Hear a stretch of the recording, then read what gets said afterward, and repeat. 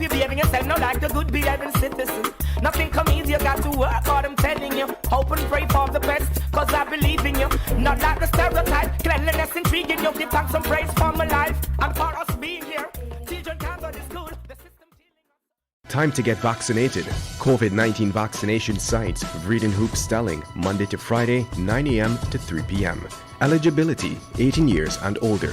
Persons who wish to take the vaccine will be asked to present a valid form of ID. All COVID-19 protocols must be observed. A message from the Ministry of Health. This is the news on top of the hour. Live from our studio in Georgetown. Kaieteur Radio, 99.1 FM.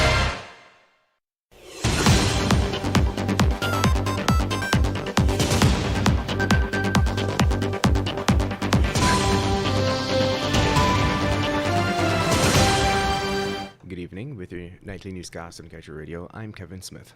On July 2nd, Attorney General Anil Nandlal addressed two separate congregations of the Guyanese Diaspora in Queens, New York. At the smaller of the two meetings, Mike Prasad, a member of the Oil and Gas Governance Network, asked Nandlal why does the government not ask Exxon to come back to the table to review the terms of the contract. According to Prasad, the Attorney General, in reply, inferred no intention on the part of the PPPC government to attempt to renegotiate. Prasad stated that Nandlal spoke about the four corners of the contract that must be respected. He said that the contract had been negotiated in 2016 by the previous government. He also said from now on, his government shall negotiate new PSAs on all future oil blocks on their terms. The promise of the Attorney General to negotiate future oil blocks on their terms was met with doubt from Prasad, who noted that the production sharing agreements have been concluded and signed by the government for the following oil blocks: Berbice, Kanji, Carintine, Demerara, Kaieteur, Oranjezuk, Stabroek, and Roraima.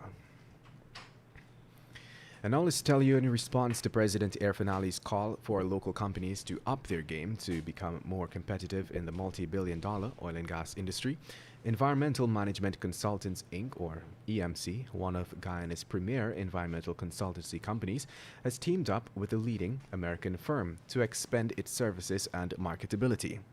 Its new partner is Acorn International, LLC, a US-based international firm with experience in environmental and social risk and logistics management. Together, the two companies will offer an integrated package of environmental health, safety, and social services for offshore exploration and production activities in Guyana.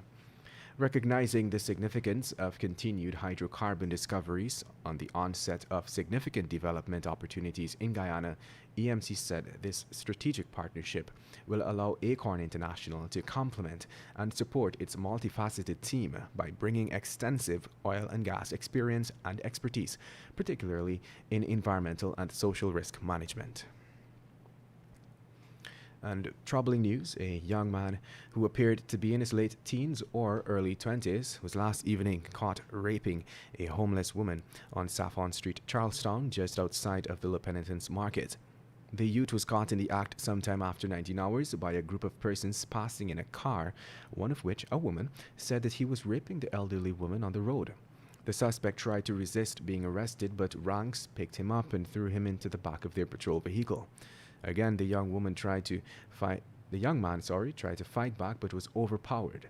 Angry residents who turned up at the scene lambasted the young man's action while he insisted that he did nothing wrong. Reporters observed that the old woman, who is believed to be around 80 years old, was limping, and blood could be seen on her hands, legs, and clothing. In other news, in an attempt to evade police, a baker, George, that was his only name given, decided to seek refuge in a bakery establishment, Aubrey's Cafe and Bakery, also known as Federal Bakery, located at Peter Road Street, Queenstown, in the city, where he is employed. The man's attempt, which was captured by someone using a cell phone, was however foiled by vigilant police ranks. Two police ranks wearing helmets were seen running into the bakery in an attempt to apprehend the baker. At first, one of the ranks was able to apprehend the man, who was able to free himself from the rank's grip and make a dash for it. The man was seen navigating stacks of bread to evade the ranks. He was eventually arrested. One of the ranks relayed that George was seen riding, presumably a motorcycle, in the wrong direction on a one-way thoroughfare after exiting a gas station. And Nolis Delhi Director of Public Prosecutions Shalimar Ali Haq has initiated legal proceedings in the High Court seeking orders to quash a magistrate's decision to hold a preliminary inquiry into the electoral fraud case against Deputy CEO Roxanne Myers. According to the case, which was filed on behalf of the DPP through attorneys Darshan Ramdani, Glenn Hanuman, Ganesh Hira, and George Thomas, and Mark Conway, the applicant seeks a declaration that the decision made by Magistrate Leron Delhi to hold a preliminary inquiry into the misconduct allegations engages the provisions of Article 144 of the Constitution, with the likely result that the case may not be tried within a reasonable time. As such, the DPP asked for an order of certiorari to quash Delhi's decision to hold a PI into Myers' case on the grounds that it is irrational, ultra vires, illegal, without legal foundation, without legal authority, and contrary to natural justice. And with that, we've come to the end of this evening's Nightly Newscast, rather. I'm Kevin Smith. Thank you for listening. Want value for your advertising dollar? Then place your ads on Kaieteur Radio's newscasts. Streamed live on 6 different mediums, reaching hundreds of thousands. Advertise today and watch your dollar grow. Call us on 225-8465 or 226-8210 today. Friends,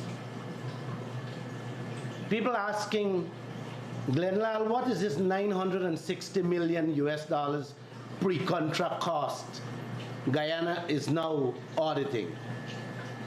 Let me explain what's a pre-contract cost so you guys can get a full understanding of what it is. A pre-contract cost is when a man comes to you and says, Joe, you have a piece of land here, and I believe you have gold inside. You don't have to spend any money. I have the tools, I have the equipment, I have the machinery, and I have the expertise. Allow me to go on the land and see if I find. If I don't find, he pack up his bag and gone. But if I find, say, listen man, can we work out something so you can give me back the cost that I spend there to find this gold? And you agree. You say, okay, no problem. But of course, if you know that you have to repay something, you must have a say as to what he's spending and how he's spending and what he's spending on.